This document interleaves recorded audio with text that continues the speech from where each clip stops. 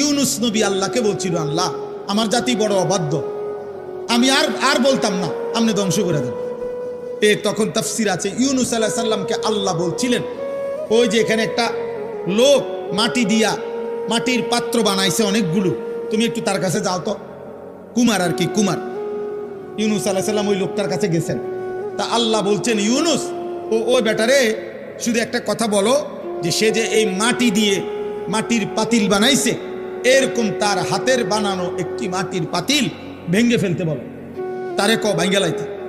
ইউনুস আলাইহিস সালাম বলছে, হে ভাই, আপনি আপনার বানানো এই মাটির পাতিল থেকে একটি পাতিল ভেঙ্গে ফেলেন।